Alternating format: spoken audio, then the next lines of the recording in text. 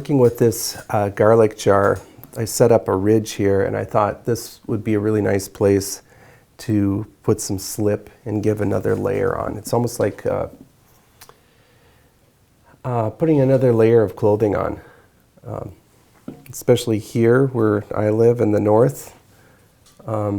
We dress in a lot of layers, and it's really interesting to put those layers on pots. And I think it's especially fun for me in that we've already removed material from the pots in trimming, and now I'm going to add material again. So maybe I can't make up my mind.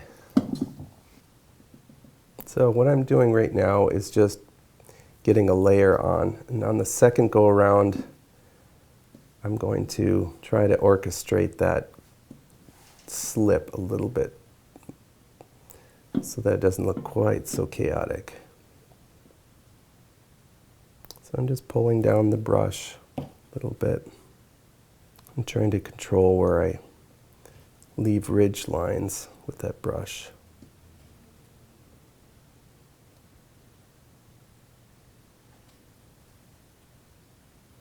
So it's almost like a little bit of a,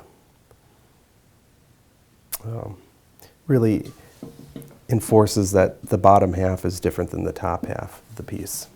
And it's great when the slip is wet, you can keep working with it. And I just wanted to put a little bit of a stronger line in here.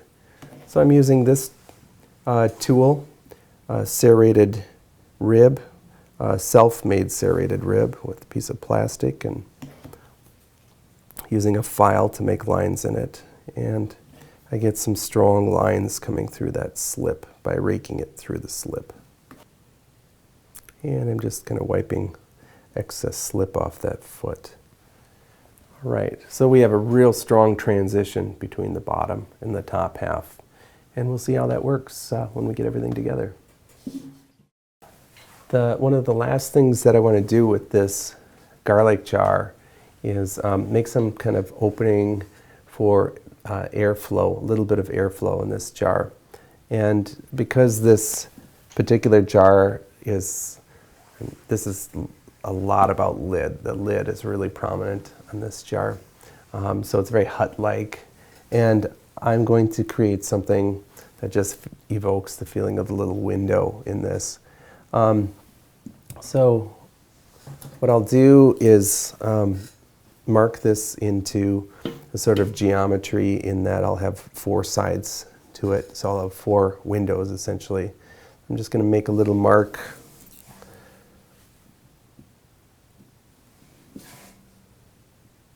And so I know where that mark is basically. And I have this little piece of aluminum that is rectangular. And I have found that if the clay is just the right consistency, I can just work it into the clay with a little bit of support from my fingers on the backside. There's an indentation here, and then it's pushing out here, and I can take a knife and just cut that off, and then I'll have a square, a rectangular little window.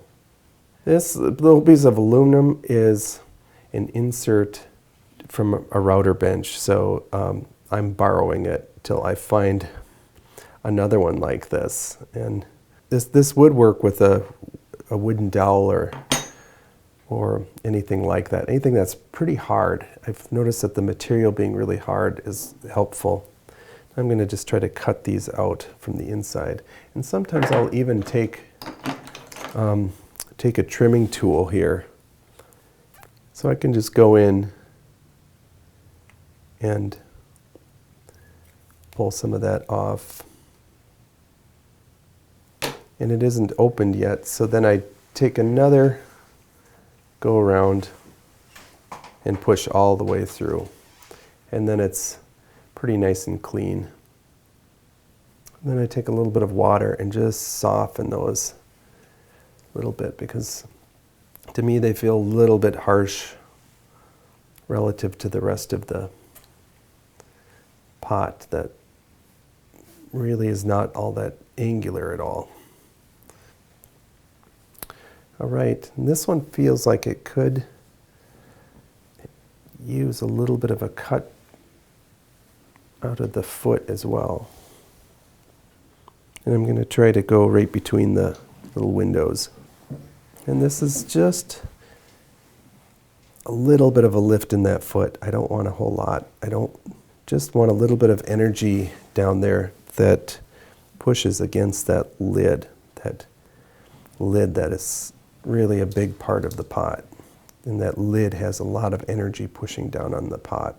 I want a little bit of lift pushing up against that lid. And I always like to get my hands in here to have the feeling of my hand softening that ring in the inside a little bit.